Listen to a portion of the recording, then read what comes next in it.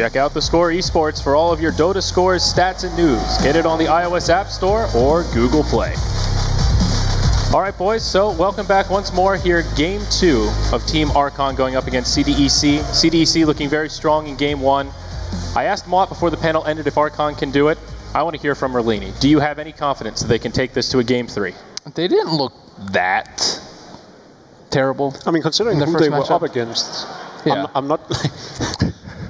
I mean, their draft was just like, okay, things are going around here, but their overall game strategy is like, okay, what are we doing? We're waiting late game for Medusa while we have like a Nyx, and it just didn't really seem to come together. And to support CK, of course, which isn't going to be able to do that much once like the laning phase is over. So it just seemed like their strength was just like pretty low at all points in the game, and I think that was because of the draft. So at the same time, though, I mean, I have a lot of faith in the Fluff. He's had a long history with some of these players. He's had a long history in the whole entire NA scene. So, and it wasn't just the draft that wanted to go late game, but the Midas on Doom, for example, they very easily could have done something that was perhaps a little more early game focused rather than have Doom farm towards the late game as well. I'm surprised it did hold on that long. I think CDEC is really good at limiting your map control and ending the game early, so they held on longer than I thought. We did see very early on how CDEC went in and went into their jungle and stole their stack. And I thought, I thought it was already game by then. Like when that happened and Sniper just got all the farm and Medusa was like, all right, I'll just stand over here. That's when I thought the game was over. And then they held on for another 30, 40 minutes. So they had some good kills here and there. They, like, you know, a kill on Sniper, kill on the Queen of Pain every so often. I think that kept them in the game. And then, like we mentioned, just the lack of them being able to push the high ground, I think, was the biggest thing. So, and again, I think the biggest thing for Archon is just to draft something that's not ridiculous. I don't know how else to put it. I think their draft wasn't that ridiculous in terms of what they wanted to do, but it's not something it's something that CDC has seen before. It's like, okay, we're going to gank your mid lane a lot. It's a different hero, but it's still a similar style. Whereas I think the times that they have struggled a lot, they have like no idea how to play against it. Like Techies is a completely different play style that is just really difficult to play against. So in terms of that, it wasn't that unique. I'm definitely not against like picking these weird picks and just trying to take the enemy out of their comfort zone, as long as you know what you're doing with the weird pick, obviously. Another thing they could do is just bring in their 6-player Blitz. That guy could just, you know, he is an official sub. He is the official sub of Team Archon. He's not casting the series either. For the Dota 2 major. That's right. He's just waiting for that third game. Bring me in, coach. Blitz to the rescue. Wouldn't that be the storyline of storylines? From caster to player to caster? My. Okay, we have the draft underway. All right, so things looking fairly comparable here. Again, CDEC with the same bans, Undying as well as Spirit Breaker. And somewhat similar for Archon, they will take out the Tusk, but this time they ban out the Clockwork as well. So what do you feel about that Clockwork ban? I don't think it's really... Is it worthwhile banning in the first phase? What did they ban last time? Gyro. They kind of own them, so I guess it makes sense. I mean, it's one of the offlaners that they can't really... It's very difficult to deal with. I think their supports concentrate on a lot on just killing the offlaner a lot, and we saw that with the Doombringer. Even though I think Doom's really hard to kill, he still got shut down pretty hard. So Clockwork, I don't know, maybe they just don't want to give a person free levels, and I think Moo is a person to watch out for. You really do not want to give him a free lane. Yeah, like Mount mentioned earlier, Moo has this very versatile hero pool on the off lane, so maybe they feel like CDC is pretty limited in their picks, whereas he can pick anything and he doesn't need the Clockwork option. Well, it seems Archon definitely did their homework here. First pick Gyrocopter right away. It appears CDEC may have wanted it in the first game after all. I think it's kind of funny that CDEC is just sticking to their guns of what they did 2 weeks ago. There's no real change. I mean, not 2 weeks, 2 months ago. There's no real change. I mean, obviously they picked up the Sniper, but it just made a lot of sense against the lineup that Archon had. There was none of their usual carry. I mean, was there really reason for them to change? They play second at CI. Yeah, but there's a new version out. It's not that much different, though. I think a 6.84 like D, personally. Aside from the mid lane. Yeah, maybe you're right. Okay, so your argument is just don't fix what isn't broken, keep playing your style while it works? If it's not a new patch, not a big new patch. Okay. I think maybe if it's sort of a big new patch. I don't think so. I think it's just I think both the carry position, the mid position, and even the off lane position all changed a lot. I think it's still a very similar style, though. Playstyle-wise, yeah. Yeah, and I think they play the same style with different heroes. It's like, okay, if it's not PL, we'll use Gyro, but if it's not Lina, we'll use TA. It's just the same thing with different heroes. So the overall playstyle, I don't think needed to change at all. It's just a couple heroes in and out. I mean, if they lose to Archon, I think they should start worrying about their playstyle. I think that's what the catalyst is for them to change. And the win wasn't that convincing. Yeah. Like it wasn't like me. It didn't leave me feeling like I just witnessed the grand finalist of TI playing. You know? That's true. It's a fair point. How would you describe the CDEC playstyle, Merlini, if you had to summarize it? I think the key one that's different than anyone else is aggressive, and he really incorporates the team. It's kind of like 1 Protect 4, I feel like. That's an interesting way to put it. If I had to say. Okay, I like that. That and they're really good at invading enemy jungle. I think that is one of their strong points at TI as well. How they just always have the perfect timing for going in and making sure that they get that stack and eliminate the enemy's ways of farming, both on the safe and for a lot of teams, that's the fallback. That's the recovery mechanism. You take that away, and it totally changes the state of the game. And again, they'll take Rubik, another hero, much in their comfort zone. I mean, this is good. You can steal good Fisher. Against Queen of Pain and Earthshaker, yeah. I mean, just the Fisher steal on its own is amazing in its own right. You have telekinesis, obviously, as well. And Earthshaker is a really good offlane, too, at least for our Team Archon. But it looks like Archon's going a lot more standard, at least from the first 2 picks that we've seen. Yeah. So do you think that's Moo Earthshaker, or is it the Whitebeard? I mean, either of them can play it. I'd rather see Moo play the Earthshaker than Whitebeard, but I'd rather see Whitebeard play it. I feel like I've been seeing a lot more position 4 Earthshakers since 6.85 came out. I don't know if that's just a bias sampling size, or it just feels like the position 3 offlane shaker is not nearly as common. Really, not just in this version, but since TI, I think we've seen a lot more position 4 Earthshaker. Yeah. I don't like the position 3 Earthshaker because I think the offlane hero needs to be able to contest the farm. And I think as Earthshaker, you're giving him farm, you're kind of getting a little bit of XP and farm in return, but you can't actually like harass an enemy hero at all. Yeah. And I think that's one of the best strengths of the offlaners in this patch. Like dual lane, sometimes the carry can't even go back to the lane. All right, the next round of bans underway. Here's Slardar, an anti-mage, taken out by CDEC, the prized Templar Assassin, the 3rd ban now for Archon. So Ember Spirit's still in the pool? Yeah, they can pick it here if they decide not to ban the Ember Spirit, and I think that would be a good choice. You put the Queen of Pain mid for 747, then grab the Ember Spirit. I think that's really solid. I wonder if CDC are tempted for a Bounty Hunter pick again. They picked it in the first phase in the last game, but I'm more leaning towards Lina for them. Okay. That's their hero. They played that in multiple different roles, both support and mid, but it was nerfed, so I don't know if they want to go for it anymore. It's still good in lane. I think the nerfs really hurt the solo mid, really core Lina, but the position 4 Lina still feels quite potent. Yeah.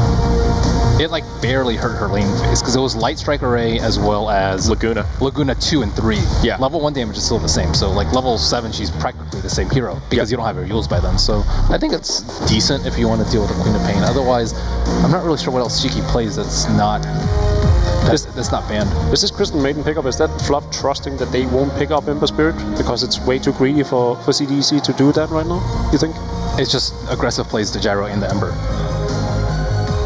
I don't think they can incorporate it into both of the core roles. We don't really know what Shiki plays. Like we didn't know Shiki played a sniper, and he brought that out last game. That's so true. like we have honestly no idea what they're going to be grabbing for their heroes.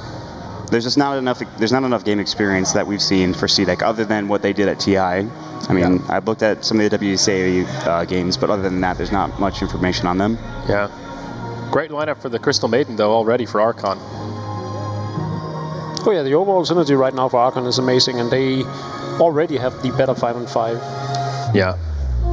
There is still, however, a Darkseer in the pool. There's a lot of solid picks still available. Darkseer. There's some nice synergy with the Gyrocopter and Darkseer there. So we just assume that maybe Archon gets the Ember Spirit here. We don't think CDEC's going to grab the Ember Spirit. You have Queen of Pain. I don't think Ember Spirit is that good. I think he's decent, but he's not amazing. I think he's really strong. I think he's that good. Really? Yeah. What is he lacking that makes him not that good, Merlini? He can't survive a fight at all. I think if he's winning, you make him look really good because he can just go around and kill people and no one can take his flame guard off. But like if he tries to man up on a Gyro, let's say his flame guard will be taken off like almost immediately, and he really has to pick and choose his fights. I think some of the hero's potential though is that difference in playstyle. We're saying again to bring up the boots of travel. It's much different from the Ember we saw 3-4 months ago. But here you go, Darkseer for CDEC, no big surprise. Pretty expected pickup. That's fine. Solid pickup. I'd still go for the Ember Spirit for Archon. It seems like such a no-brainer, especially because they're pretty good at playing it too. Yeah, Jo loves that hero. I would be surprised if... I mean, they don't have to pick it up now, maybe, but they probably will pick it up, I'd imagine. There is still Doom available, though. CDEC could utilize that to try and counter an Ember Spirit if he gets picked now. They already picked up the Darkseer now, and I think going for Doom right now is almost impossible. Okay. Laning-wise, unless they, like, put a gyro mid. Jungle Doom. Jungle Doom, yeah. Meh. It's very greedy, but... You can do dual offlane, but... dual offlane with, like, you eat the first creep and then you kind of assist in lane, but that's pretty rare. Yeah. That being said, I don't think Doom is too bad for Archon either. Yeah. Pretty good against Darkseer. I like it a lot versus Darkseer, actually. Well, if they want to put the Earthshaker on the 3, Disruptor, good against Darkseer. That's Whitebeard's hero. The Whitebeard special. That's Whitebeard's hero, man. Come on. Let's go for it. Fluff, you got this. I don't like lineups that goes too heavily in on supportish spell kind of heroes, and they already have Queen of Pain, Earthshaker, and the Crystal Maiden. I think picking up a Disruptor right now will spell Doom for them in the late game. Well, that's a big change of pace here. The Drow Ranger comes out for Archon. Now that's a bit of an odd pick, considering they have an Earthshaker Maiden. Like, there's a lot of supports that benefits a lot more from Drow Ranger than those two. They can still pick up Visage last and then have Earthshaker offlane, but I don't know if they're going to do that, though. And if they wanted that, I feel like you save the Crystal Maiden for the 5th pick, because her getting banned out feels less likely. I mean, Visage may be an obvious ban here for CDEC. But Drow's just bold in general, I feel like. It sort of feels like they just changed like the strategy midway through. They're like, you know what, let's just go down this route instead. And again, not a surprise for CDEC. They go with the Lina. Yeah, this is their hero. They've picked it up in like almost 90% of their matches, I'm pretty sure, at TI5 at the very least. This looks just like a TI5 draft here for the Radiant. Yep. It's so easy to kill Drow Ranger, I feel like, with the Lina. And Drow Ranger is just going to be like super vulnerable. On top of that, you don't want to get caught in a vacuum. Queen of Pain too, I feel. I feel like Lina was a no-brainer here, and they almost like just begged CDC to pick it. Yeah. Yeah, very squishy lineup for Archon. I mean, I feel like with a roaming Earthshaker, though, you can actually punish a Lina occasionally, but still, the Lina Queen of Pain matchup is very difficult for co-op. Then out the Wyvern. I want to see if this is the Visage ban or if they just go for something else entirely. What about a Windrun offlane right now for Archon? Yes. That could be good. Yes. Like, they need something that, like, this Drow Ranger pickup is already iffy as it is. They really need something that can benefit from it. So it's not, like, if they pick a melee offlane now, I'll be surprised. Okay, I like the puck ban from CDEC. It's a good thought. They could do Nature's Prophet. I don't know if Moo plays Wind Ranger. I'm assuming he does, but he does play a lot of Nature's Prophet. I mean, it's not the best idea. Yeah, I think they will have some push, though, if that were the case. I really like the Wind Ranger pickup, too. Yeah. What other heroes synergize well with Drow? I think Invoker, maybe. We've seen, I think Quaswex is pretty good. Yeah. Jero plays a pretty mean Invoker as well. But he doesn't really belong in that offlane territory unless they want to dump Quap there. They could put a Quap there. They could get away with that. They could even have the Earthshaker stand down there. I don't think they have a problem doing that's the Wind Ranger. It's the Wind Makes Ranger. no sense. Good call there. Yeah. But like Crystal Maiden, Drow Ranger could easily stand on the safe lane and keep the Darkseer away from farm. So if they wanted to commit a Queen of Pain and an Earthshaker to the bottom lane, I think they could have. Going with the 1 cow, 4 girls strat. That's nasty. Good call, Andrew. So what does CDEC pick here? It's a mid laner, right? I'd probably say... Is it a mid laner? No, Lina mid. I would say Lina mid. You think they stick by Lina mid? I don't see know why they not. swore to it like, Yeah. okay, Yep, right, they are. right. Okay, so they Back to the picked Bounty Hunter. They are really sticking to their guns. Just like old times. Yeah. I mean, Merlini said it. Don't fix what's not broken. So there is some credence to that. Moo is playing Quap. I saw that before we switched screens, so offlane Queen of Pain, maybe Jo plays the Wind Ranger. I'm not sure what they're going to do with it, but that's kind of interesting. Okay, well, it's time for the round of predictions. Melk, you're up first per usual. What do you think? CDC. I want to say Archon just because NA Dota. Let's go. All right, I like that. NA Dota Pride mod. Sticking to your guns. Let's go. I'm also going to say CDC because of NA Dota. Well played. Yeah, the CDEC draft, though. We'll see if it works again here. Sticking to what they know. With that, we're going to hand it over to our casters. Cap and Purge, take it away. You know, there was a big question mark about CDEC, and what we would see out of this one is this is the first official matches that we're seeing after TI, and it seems like we're seeing the same old. Yeah, pretty much. They had maybe some issues finishing the last game, but their draft is pretty much exactly what we saw 2 months ago. So it's not looking too good for Archon because of that, I feel. Like, they saw last game, they're like, oh, there's a new patch, we don't care. We're going to pick the same good stuff that we know how to play, and we're going to execute it really well. And that's what they did. They played it really well. They made Archon look like, not necessarily fools in the late game, but they had a huge lead and they commanded it, and maybe they missed a couple hook shots, but ultimately they definitely had some execution. Yeah, ultimately they were always in control of that game. Archon, though, in game number 2, very different draft. We're seeing a lot more early aggression this time around. We may even see like a dual offlane. You and I were talking about the potential of the Earthshaker, Queen of Pain. Do you think that's what Archon are going for here? I think it's opportunity. I mean, if you have a bounty roaming, your tri-lane is a bit abstract. It's more like your bounty could be mid or off lane or in the safe lane. He's going to move all around the map, so it means that your tri-lane isn't going to be super static. I kind of felt like CDEC might just grab a really strong tri-lane support and then do a Gyro Rubik +1. Yeah. Because Archon was kind of forced into an Earthshaker support due to their picks, so I thought they could maybe exploit them there, but as it stands now, I think a dual offlane of Quap and Earthshaker is pretty good, because if bounty isn't there, you're talking about a Gyro near creeps and a Rubik support, and Rubik is not that survivable early. He could very easily get killed by a Fissure and a Dagger, and then just chase down very, very simply. So I think it's looking all right for Archon in terms of lane potential. Yeah, and if they're able to kind of build from there, they have this lineup that is very damaged. I mean, they've got so much physical damage out of this Drow Ranger with the early precision aura and marksmanship, and then you've got 3 different, or 2 other ranged heroes that are going to be able to get a lot of right clicks. I mean, Queen of Pain, you know, you focus on all the burst potential there, all that magic damage and pure damage from the Sonic Wave, but she does do a lot of right clicking in team fights, and obviously the same definitely applies to the Wind Ranger, which means we could have a lot of very early towers going down on the CDEC side of the map, just because if Archon do well in the laning phase, they can snowball from there. It looks like they are going to be putting at least from now, the Earthshakers are going to be sticking with Moo as the offlane Queen of Pain. Now, we did have 747 playing the Wind Ranger, which kind of assumed that was going to be mid with the Drone Ranger safe lane farming, but instead it looks like Jayo is going to be playing mid lane, and Whitebeard is probably going to be bouncing kind of back and forth between jungle as well as that mid, maybe even top lane. Yeah, that'll be a bit interesting. I would say, I guess Drow Ranger's all right if he gets bounty roamed on. If he gets a point in Gust, he can push him really far away. Maybe that's the idea that they're aiming for. But his range is also very, very high at 625, so perhaps he can stay farther and farther away from these creeps. But Drow Ranger doesn't even have a tango here. Once the sentry comes down, instantly his sentry will die, but that's why he's got 2 whole sentries. They started the game with 2 sets of sentries on Archon's side, and that is why they're going to be protected. So there we go, Jayo. Oh, but that's the thing. Carter was able to kill the other counterwards, so Jayo, he throws down 2 different sentries, and yeah, there are no more counterwards left for the Radiant side, but it doesn't matter. This bounty hunter is going to be able to roam into the middle lane completely unimpeded now. That's really tough, and a very good read from Carter to recognize that. So it is an aggressive tri-lane from Archon, actually. I find this a bit weird that they didn't start Whitebeard in the jungle. I thought maybe they would sit him top, get fast level 2, have Aura with Frostbite, and then he can go and zone into the Darkseer, but they're just going to leave it in a 1v1, and that's the reason that they put Wind Ranger top. It's because they felt comfortable doing an aggressive tri-lane. So we'll see if, I mean, once again, Susie is left with essentially all the free farm in the world, in a way.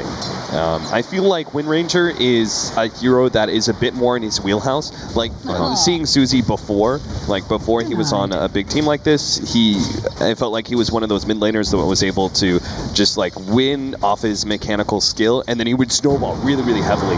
And if he didn't get that early lead, that he would have a harder time. I feel like the Wind Ranger in the safe lane, much better for him specifically than the Nyx Assassin. Yeah, the hero that I definitely associate him with is more like Queen of Pain. But last game Queen of Pain, Templar Assassin. Yeah, like it's actually semi-carry kind of heroes. He played a very gank-heavy hero last game with Nyx Assassin, and his performance didn't quite end up being amazing. So I think he's going to be a lot more confident on a hero like Wind Ranger, especially in a lane where there's very, very low chance that he's going to die, and very low chance that he'll get ganked as well. The rest of CDEC, it's very likely going to be in other lanes.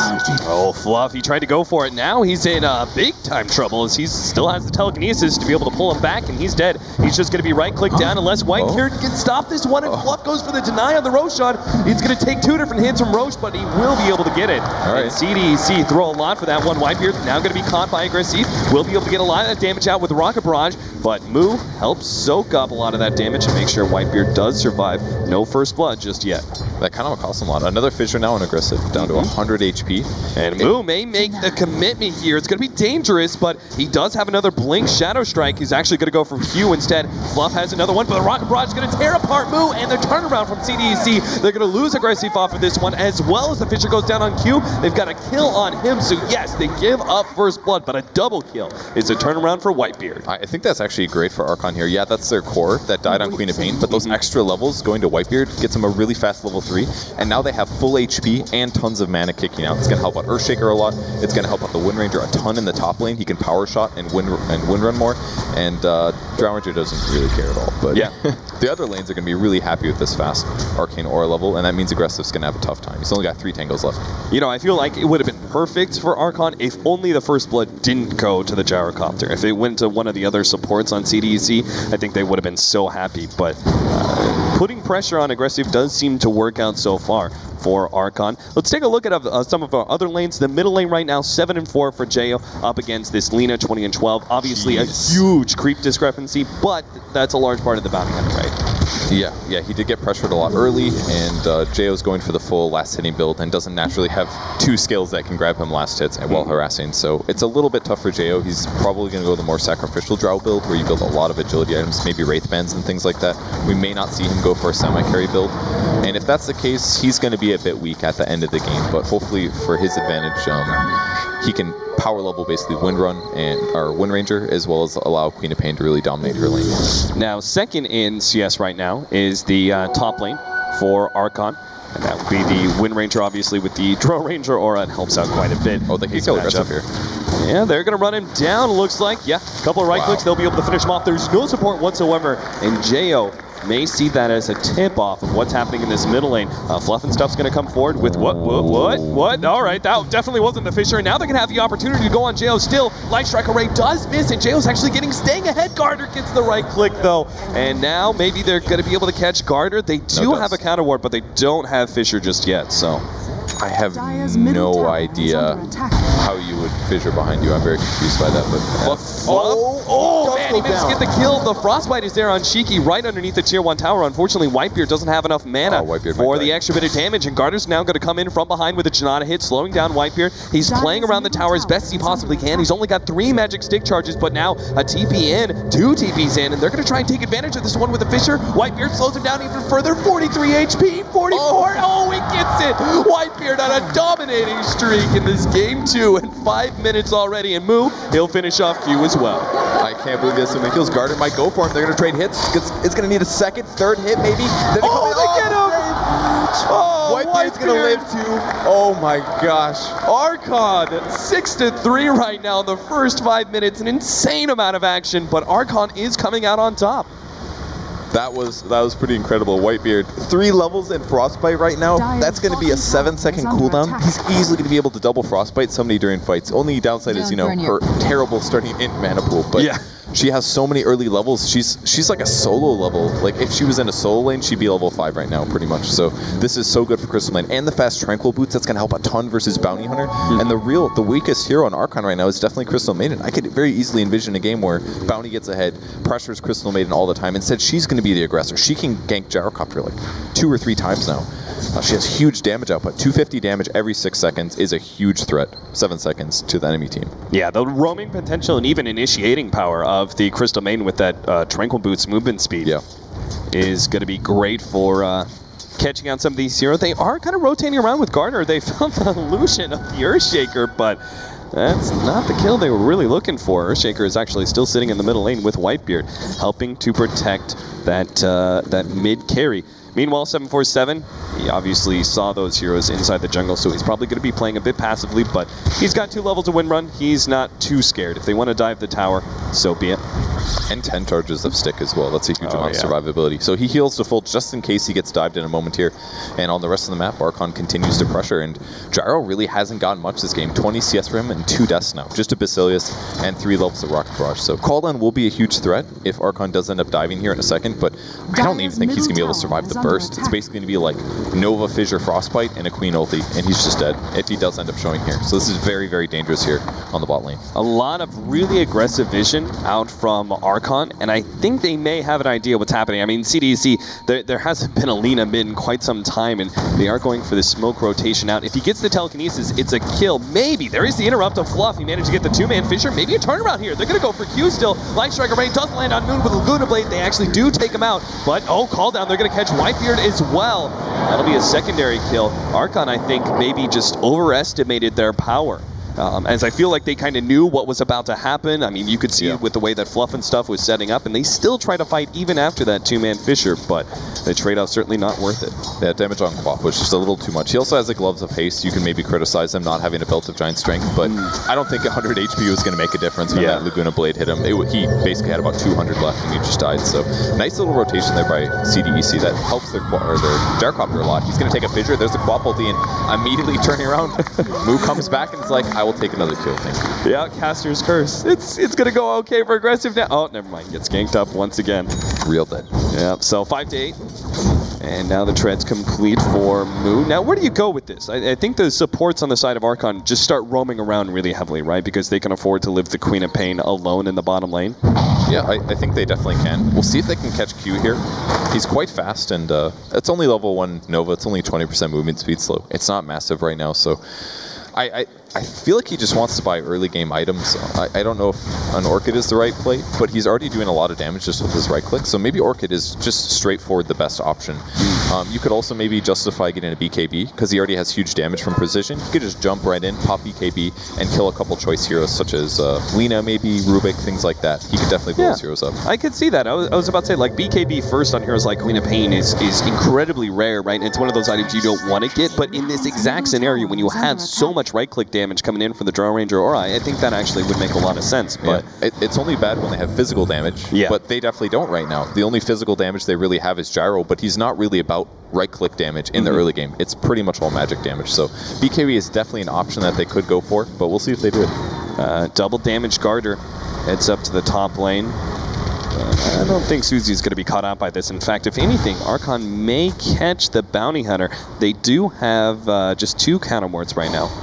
So if they run into him, throw down the counter ward and actually catch him with the Fissure, they can get this kill. If Gardner reveals himself, even better, as he's going to go on 747 with a little bit of damage. Now he's going to be caught by this. Frostbite set out, will be able to catch him alongside the Shackle Shot. Easy turnaround kill for Archon. Another kill going to Whitebeard. I don't think he deserved that one. The Frostbite damage just happened to take over there, but a very big kill to have. Interesting skill build on 747 as well. Look at all these extra early Shackle levels. Doesn't give him as good of a nuke potential, but I kind of like this because the early levels of Shackle Shot, they don't quite give you enough to score a kill. And if you're against the Darkseer, the best thing that's probably going to score you damage is focus fire levels and a lot of lockdown. Lina kill in the bot lane.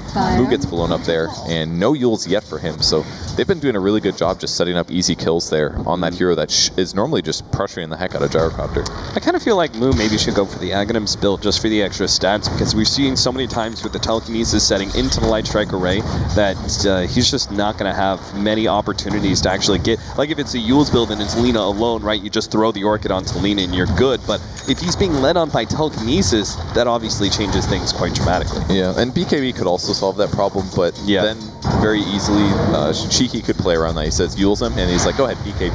And then all of a sudden your BKB charges get really, really, really ineffective, and maybe if you can't pop BKB in time, then you're just simply... Yeah, and if you don't do well with that BKB, you start falling behind and farm quite dramatically. He hasn't bought anything yet, unless it's on the courier. Sure. Oh man, he really actually doesn't have anything yet. He's been sitting on this Treads bottle, Mill Talisman for a while. His CS is really not that high, but he will catch up a bit here. All right, let's see if, once again, Archon really willing to use those early smoke ganks, and they are going to go into the jungle. The problem is going to be that Q is not only sitting in the trees, but he also stole Blink earlier, so they're going to have to lead with a Fissure and catch him with a Frostbite immediately, but that's not going to happen. Q it's something they definitely can get, though. The Frostbite is leveled up decently, so they have 2.5 seconds to score the kill. Whitebeard also has his ultimate.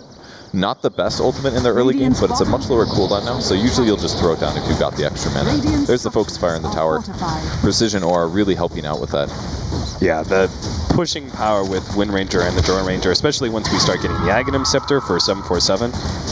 It's going to be pretty out of control for Archon. This is such good pushing. Bonus damage on precision, focus fire in the tower. They can clear the creeps easily with Queen of Pain and instantly the tower dies. That's basically 2 heroes. That's all it takes. They didn't even have to show their supports. They don't even know those supports are down here. Supports could be sitting behind mid. They could be sitting behind top. Archon's playing really well right now with their vision. They are going to see the Earthshaker rotating around from the side, and it looks like Gardner may try and take advantage of that one by looping his way through the trees. The Eul Scepter, Mass TP's coming out. They will be able to get the quick kill onto Fluff, but here's the turnaround as the Sonic Wave comes out. They've caught aggressive, and with Whitebeard dropping the ultimate, they'll get that kill as well. Laguna Blade, telekinesis back. Moo does go down, but Jo, he starts getting a lot of right-click damage onto Q. 747's going to go for the next one. Shackle Shot, unfortunately, didn't latch to anything, so Arlena will be able to get out. Meanwhile, the top lane was actually being pushed in by XZ. Gets a lot of damage onto that. I don't even know if there are any tracks in that team fight or not. Gardner was sitting on the right side the whole time. He's got no HP missing, so he probably didn't dive the tower. Although they will be able to dive Jo now. Doing some damage to him. Great silence on Shiki is going to prevent anything from happening. And there's the Frostbite now. Gardner's going to go down.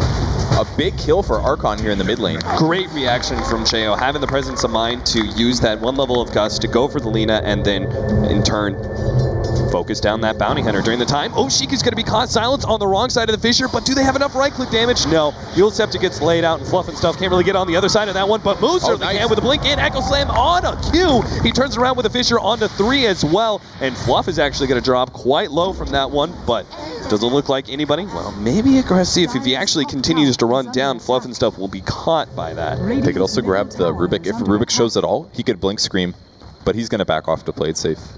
Yeah, and aggressive actually backed away from that cliff area at just the wrong time.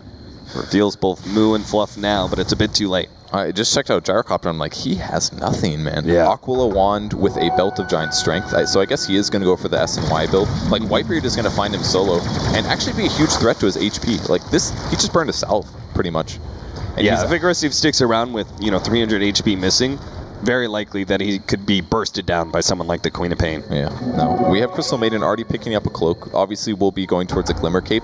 And that's a great item to have early on as Crystal Maiden, but there's a lot of good ways that CDEC can deal with it. They have a lot of AoE stuns that can hit him even if he's invisible. They have track for vision and stuff. But even with that said, Crystal Maiden's in a really good position right now. Transitioning all this early gold into levels, ganks, pressure on the map, and that's helped. Like, I never saw Jo get ganked at all. Shackle, 747 may just have enough damage with a focus fire a little bit more. No, he's not going to make that commitment. In fact, the back is going to stop. Oh! 747 did not expect that one, nor will Whitebeard. Or maybe he will. They actually have the counter ward. They're going to block in Gardner, and he's kind of trapped. The Frostbite makes sure that he does go down the freezing field.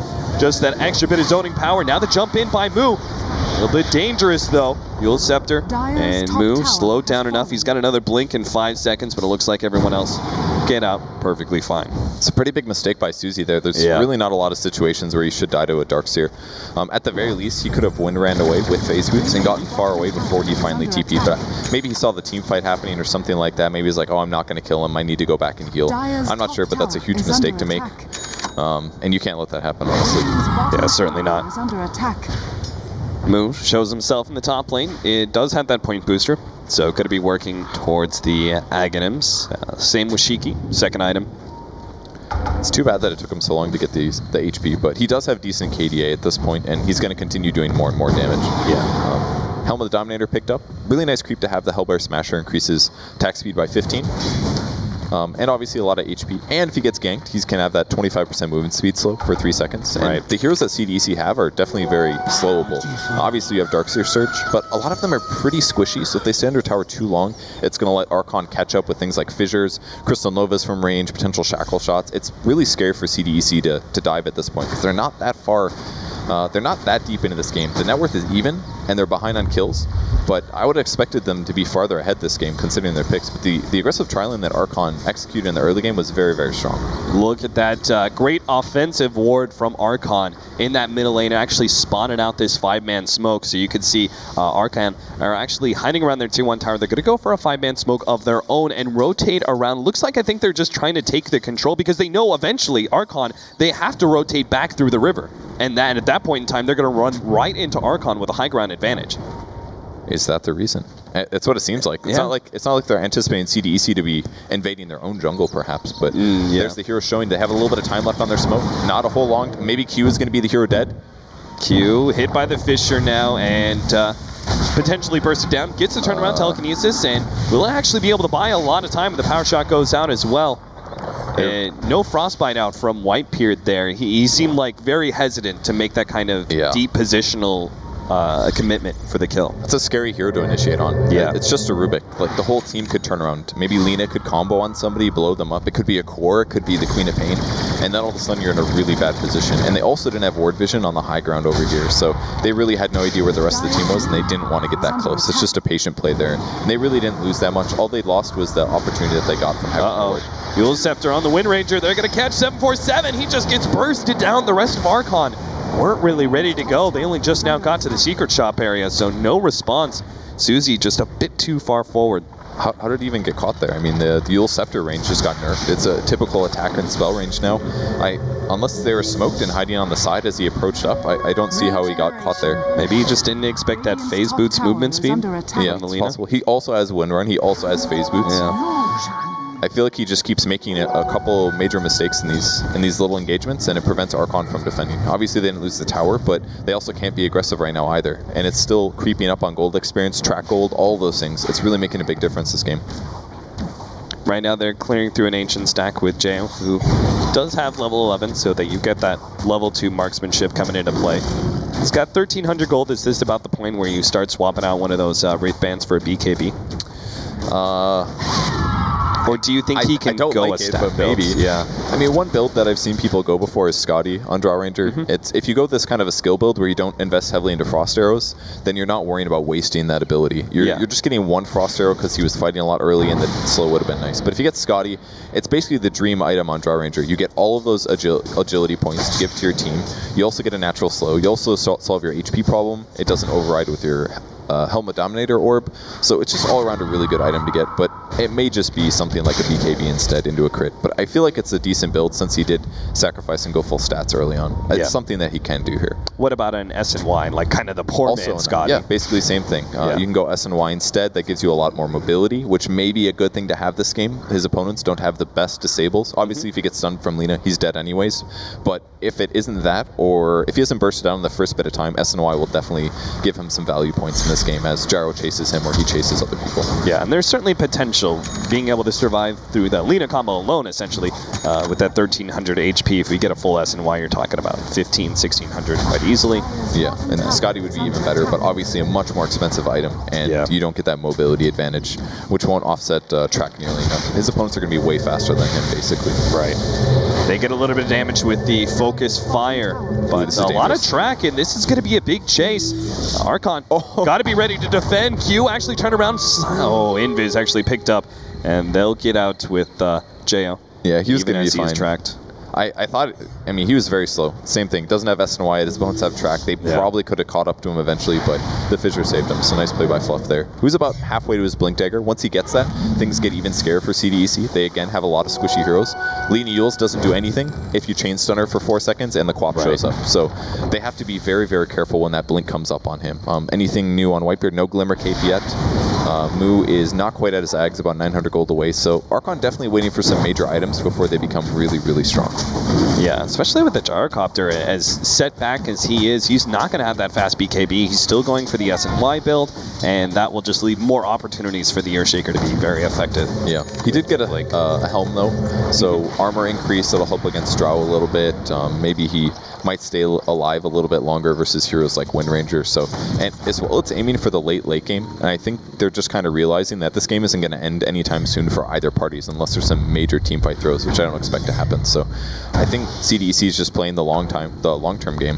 BKB wouldn't really be the best solution if they can initiate, so just going for the late game. Alright, so the Ags, another 800 gold for the Queen of Pain. We also see the Ags finish up on the Wind Ranger.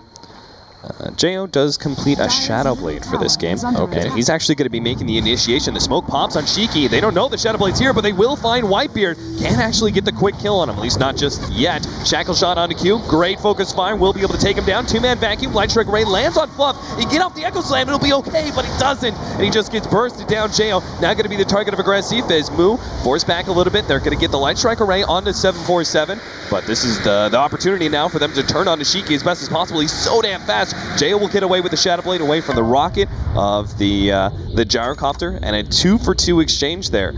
2 supports on the side of Archon for a support and an offlaner for CDEC. I really don't think Archon was expecting to find the entire enemy team there. As soon as they saw them, they were like, do we go in? Yeah, once you see that smoke popped from the Lina, you're just like, oh god, there's like 5 heroes here. Do I make the initiation? That's a hero Jay was really scared to see. He was like, oh, it's a Rubik, maybe I'll silence him, kill him in like 5 hits or something. Yeah. But Lina has so many options. He can silence, then he'll get Yules, and then he gets killed, something like that. It was very dangerous for Jo to go in there. So the Shadow Blade may pay off very hard, but for now it's a little dangerous of an item pickup.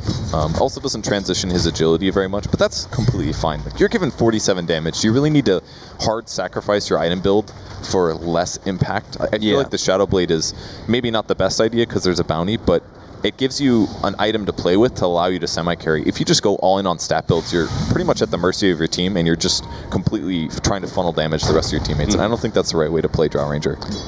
In a certain way as well, if you're talking about CDEC maybe focusing on just pushing this game late game and focusing on efficiency of farming and such, then also means they're going to be a little bit more spread out, right? Which offers opportunities for the Drow Ranger to be more of a playmaker and kind of setting the tempo of this game going into the mid game. Definitely something you can do. If he gets a BKB after this, I think it's definitely time. Because that fight could have been very, very easy for them maybe if they got BKB. I would like to see him get more levels of Gust as well. The silence is just too good against so many other heroes. Darkseer's not going to have any solution until he gets Guardian Greaves. Lina would be forced to Yules herself. There's just, even like Rubik and Bounty Hunter, they're just so countered by being silenced. I don't know who is making, oh, there's actually already a mech, a little bit of item build mistake maybe on Bounty. He also has a headdress. Could be a pipe, obviously, but I don't think it was his plan since he did also pick up a Force Staff. No, I don't think so either. So perhaps just a bit of miscommunication. Archon, 4-man smoke from them while they let Jayo push out the top lane. They still have that tier 1 tower there, so he can actually get there in time, especially with his Shadow Blade for the initiation. They're going to find XD. Now that's a pretty good pickoff. Garter's actually going to come in from the side, immediately being silenced up, and Jayo trying to catch him, but they actually opt not to chase too aggressively with only the 1 level of Frost Arrows, and that's really, you see the big downside of this kind of stat-focused build on Jayo. He can't actually ensure great chasing. Yeah, it's actually a big deal.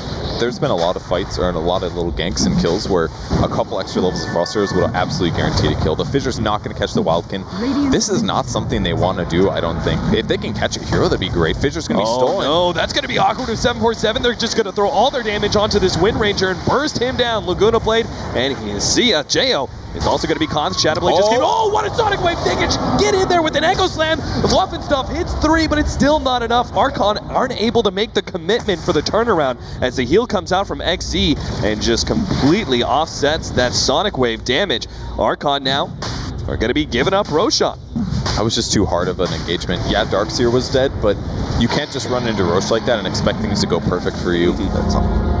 It looked really good right at the end there, but I'm sure that Archon basically retreated at that point. They said, retreat, retreat, and then boom, the big ulti comes through, the big fissure comes through. It looked really, really good, but Whitebeard wasn't in melee range, or he wasn't right on the high ground to provide an ulti. And unless, if they had that damage, yeah, maybe they would have gotten 4 heroes, but the opportunity was not super obvious there, and they weren't all entirely on the same page, and I don't blame them for that, because that very easily could have turned into 4 heroes dying if they all committed to it.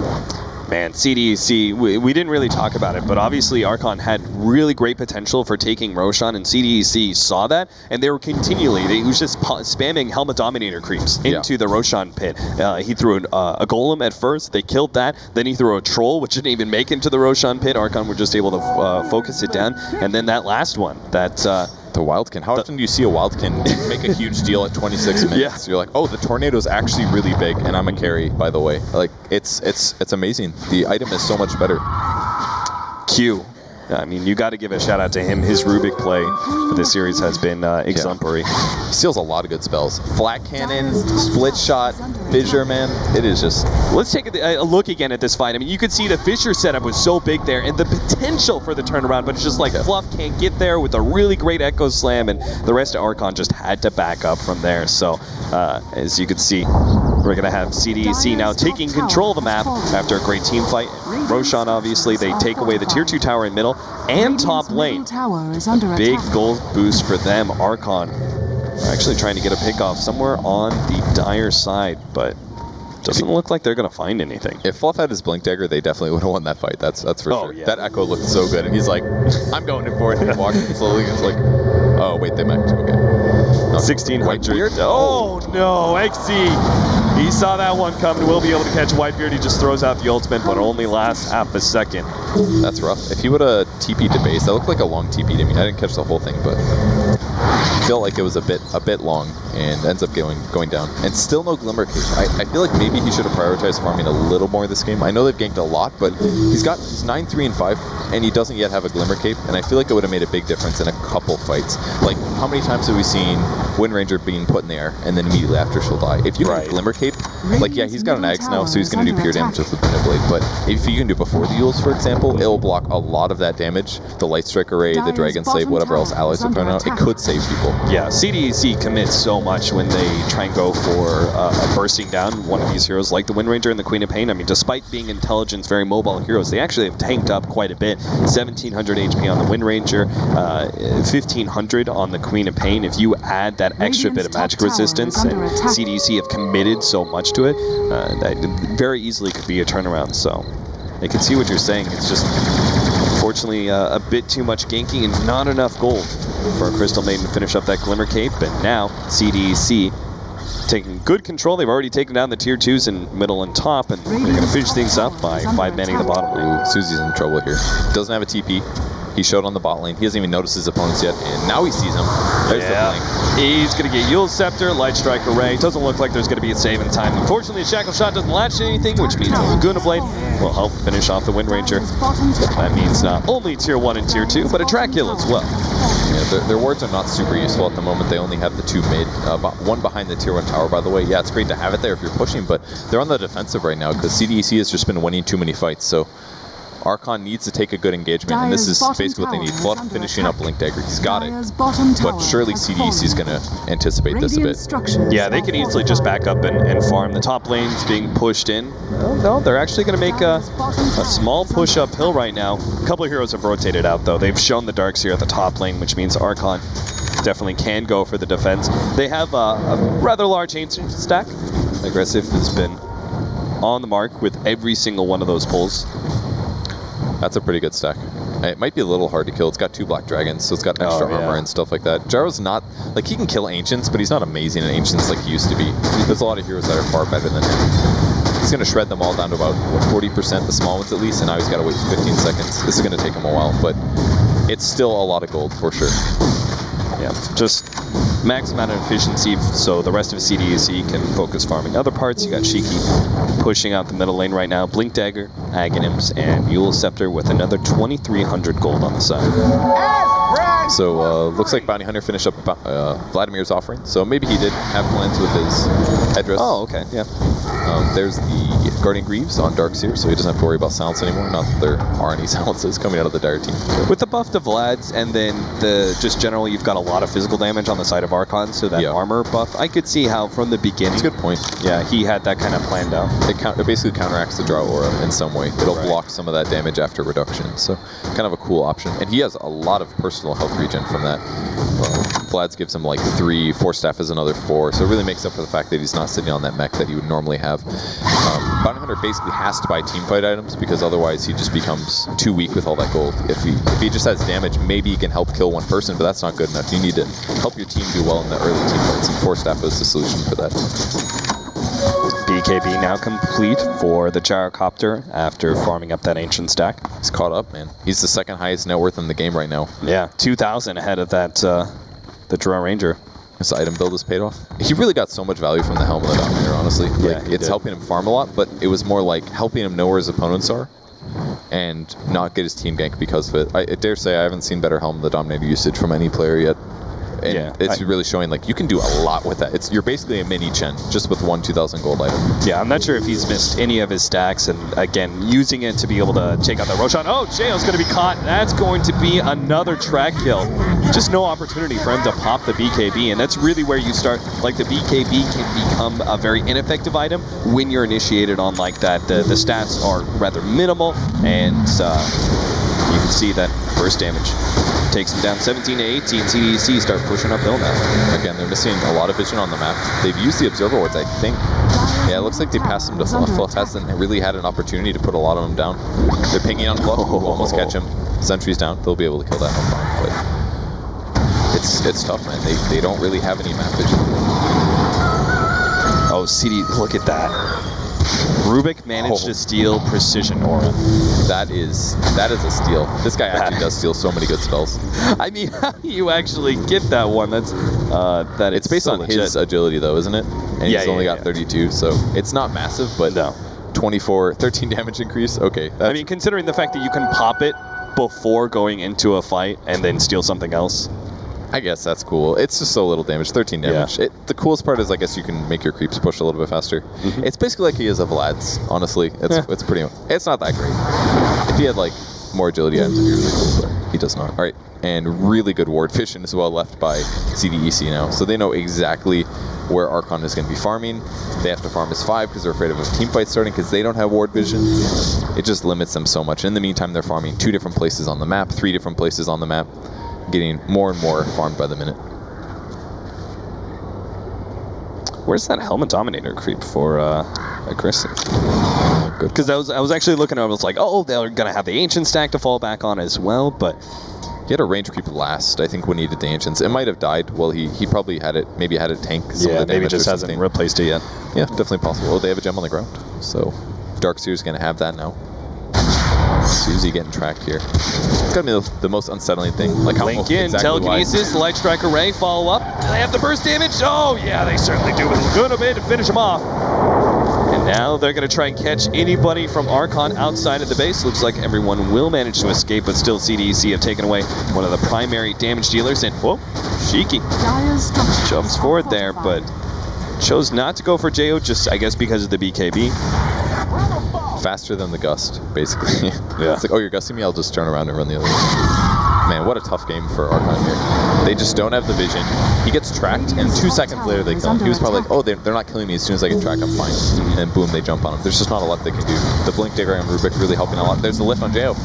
And Shiki gonna follow that one up. They actually Frostbite and Q, Sonic Wave. They'll commit for the Rubik kill. But can they actually push out for more? Echo Slam onto 2. That's a great start with a Fissure onto 2 as well. They're gonna try and combo up these heroes, but still the vacuum wall turnaround. And now Aggressive's right in the front of everyone's face. He's gonna go for Jo. That looks like the Shadow Blade will keep him alive. Moo just blinks straight ahead of that last shot from Shiki to finish him off, but still CDEC now control this melee racks, will be able to take it down despite a buyback from Whitebeard. These heroes just aren't ready to fight.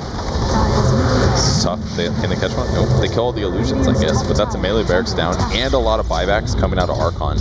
Not what they want. I'm sorry, just the Crystal Maiden. So they barely got alive with 2 carries, though. Both Jo as well as Moo were inches away from dying, so that went a lot better for Archon than it could have, for sure. Yeah, if they had their gem on the front line, like boom, JO's dead to the pursuit by Aggressive, and then obviously Moo just barely escaped from the last couple of right clicks from the Lina. The BKB is going to be finished up soon for Moo. But what other items BKB for the Wind Ranger? You still need damage, though. I don't even know if it's the item now. Yeah, I feel like maybe you just commit a bit more. It's not going to do anything to keep him alive versus Lina. Yeah, she's still going to ult him for 60% of his HP. And again, there's a problem with the blink-in telekinesis that sets up the light strike array where these BKBs just aren't viable at all. You just get bursted down. Now the 3-man vacuum as well. Clean up time for Aggressive. 747's just stuck there, and only Queen of Pain will make the escape. Their reach is just so much better, and their burst damage as well. It's one of the failings of Drow in the late game. Like, okay, maybe if you get a bunch of kills using Shadow Blade, it'll be effective, but we haven't seen the impact of Drow. Like, I feel like his itemization, he maybe could have used Helm of the Dominator, like we saw Aggressive use it. The Shadow Blade just really not accomplish much. You can't even initiate with it. Like, you're going to silence, you can't slow somebody. I feel like maybe he went too heavily into stats. I'm not sure, but he hasn't gotten any value out of his skill points, really, in all of these team fights, and the burst damage is too high in CDEC. They're just continuously picking off the cores of Archon, and there's no rebuttal. Yeah, I mean, they still have 9-second charges on both their BKBs, so a lot of times they just don't get the opportunity to pop them because the blink telekinesis initiation, and then the follow-up there. So Archon, they're only left with 1 lane of racks now, and CDEC have just brought in so many items. Octarine Core for the Lina. You've got a Lotus Orb now. Jump in, Echo Slam on 2. This is 2 of the heroes they need to be able to burst down. They'll be able to get at least 1. Looks like the Lina. Eul Scepter, but she will come back down. Or no, she actually blinked away just in time. The right click coming out now onto Q, but the Shackle Shot only latches onto Creeps. Q will get out as well. What could have been just a beautiful pick off on 2 cores, and then you clean up some supports after that. Archon maybe could have made the comeback, but unfortunately it's just limited to only the aggressive Gyrocopter. And Q stole Fissure again. Like, he just doesn't stop stealing really good spells. It's amazing. But a double kill there would have been so good. It would have given them a chance. They still have a chance. They still have 1 barracks, but it's very dangerous. No new items on JO. Yeah, 1 laner Rax, almost a 30,000 gold lead for CDEC. Look at this Bounty Hunter, man. He's got so many items, but he has less than 1,000 HP. And this could be Susie dying again. Fissure start. Again, BKB, you just can't pop it. Always. Q's initiating with some sort of blink stun. This time around, it was just the Fissure. The only way they could stop that is vision, basically. Yeah. Or prediction. And that's where the gem pick up on the Darkseer is just controlling all the vision on the map. Archon can never really get good defensive wards out. So Roshan is going to be their victory here with another kill on Wind Ranger. The fights are just so hard to start. Maybe Archon's draft is very limited on initiation, but I guess they had such a good early game. It was always Fissure into things. Yeah. But at this stage in the game, you can't just go off of a single Fissure. You basically need a blink on Earthshaker, and maybe that came a bit too late because their team fights went poor. Maybe they needed more advantage out of their early mid-game to set up a good late game from something like that. Maybe Wind Ranger died too many times in some of those engagements, but it was tough. A lot of the fights were maybe taken in inadvisable areas where he would be separated from his team, and then the death was fast. Maybe they needed more defensive support, perhaps. Who knows? Butterfly completed for the Gyrocopter, and with the push in through the middle lane, they're not going to wait for the top lane of creeps. They're just going to go straight for this tier 3 tower. Not giving Archon any room to breathe. This is going to be a do or die for the North American team. Well, at least they killed the Helmet Dominator creep. True. Aggressive's going to be so hard to kill here. Tower goes down. This is pretty much their last chance. There's a Fissure going in. 2-man Fissure leading things off. Telekinesis, Light Striker right this time. 747 is able to. Oh, but the Laguna Blade just takes him out. BKB or no BKB. Oh, Whitebeard's ulti. Pure damage cuts right through him. Wow, Whitebeard's going to be stopped by a 1-man vacuum. Moo is the only one left really fighting. A buyback now from JO as he comes in, but he's only got the BKB and they're just being overwhelmed, and they know on Archon things will finish off for CDEC on aggressive rampage. A very rare game where Aggressive has a very rough early game, but he brings it back. Yeah. 9-5 and 14. You can't even tell that he had a rough time in the early game. He was completely gimped, but Archon just didn't transition it well. The bounty made things too hard. They didn't get the Blink Dagger fast enough on the Earthshaker, and maybe we didn't see enough out of the Crystal Maiden. A lot of the heroes on Archon just didn't put in the work in the mid to late game there, and they ended up getting eliminated from ESL One New York 2015. Now, I think a lot of people agree CDEC, they're amazing when it comes to team fights, but do you feel seeing this game too, and especially the way it started, maybe there were some things you saw in game 1 as well, do you think there are certain weaknesses that CDEC need to shore up? I think they looked a lot better in game 2, I guess. They did lose a lot of early engagements and things like that. Maybe a couple times Aggressive thought, oh, I can get that creep blast hit, and boom, all of a sudden he dies. Right. But their ability to recover is amazing. Like, I think they recovered very magnificently this game. They got a lot of kills. They had a lot of good coordination between Rubik and Lina. They never messed that combo up. The bounty roamed consistently. I feel like they're a team that's very difficult to beat at this point. Even if they do lose the early laning stage, they can definitely be strong going into the late game. Now, do you agree with what some of the analysts, like Merlini was really hitting on this, that he felt like, you know, this patch isn't enough of a change, that really CDEC don't need to change their playstyle that much. They can still go for many of the hero picks. Do you think that this same sort of style of picks and execution from CDEC will prove out against maybe some of the stronger teams of the tournament in the semifinals and perhaps finals? Yeah, I agree with that completely. I think the patch was a moderate patch. It was basically buffs and nerfs to stronger weak heroes. There weren't a lot of redesigns. You know, anybody that was vastly changed was Terrorblade, and he wasn't even that far changed and he got removed. So I think it was just a very, very safe patch. Didn't want to spice things up too much because it just would have led into this tournament being the TI invite or the qualifier or the major invites, and then it would have made things too weird. So I think, yeah, the patch is very mild and they can keep doing what they've been doing. All right, well, we'll see what our runners-up for TI5 have in store for us in the semifinals ahead, but for now, we're going to go over to a winner's interview with Coddle Guy on the stage. All right, I am here with Aggressive from CDEC, a very impressive showing, 2-0. Ridiculous. Nice job. Now, I wanted to ask, we had not seen any of CDEC since TI. What the heck has your team been up to? 你们 TI 之后在做什么准备？什么？你们 TI 之后在做什么？在做什么？TI 之后就放假回家玩啊。We've just been having fun and hanging out at home, basically. Just having fun and hanging out at home. No. So, I don't know if they know this, and I'm really curious. You got to ask them. Do they know that it's even 6.85? Because what I saw up there was 6.84 Dota. Are they just rolling with what worked at TI and just going to keep the party going, or do they have some 6.85 tactics that maybe they're holding out with? 你知道现在是6.85吗？因为你们打的风格还像是6.84 TI 一样的，还是你们有秘密的策略没有答出来？我觉得6.84的那些就是套路的话，也能用在6.85吧。I feel like 6.84 strategy is still applicable here in 8.5. All right, we'll see if that will continue to work for you all the way through the rest of this tournament. But you've made it into the next part. Now you're in semis. All right, you made that step. But your opponent now is going to be Team Secret. What do you think about Team Secret, and are you prepared to take them on? 你们下一节的对手是秘密，你们对他们有什么见解？秘密这个队是个非常强的队吧，我希望能够击败他们吧。They're a really strong team, and I hope we can best them. All right, sounds great. Let's go ahead and give it up for Aggressive and CDEC. They have made their way into the semifinal and will compete tomorrow. Congratulations again, and thank you so much. We'll go ahead and throw it back to our experts over on the Alpha Draft Analyst Panel. Thank you very much, Dakota. Wow, Aggressive sounding confident as ever after a 2-0 win over Archon. An interesting series, and well, to your credit, Merlini, 6.84 seems to be strong as ever. Yeah, go home and play. I thought that was pretty funny. That was great. No, we didn't really play Dota. We've just been on vacation, hanging out, yep. That's what I would do if I just finished second at TI.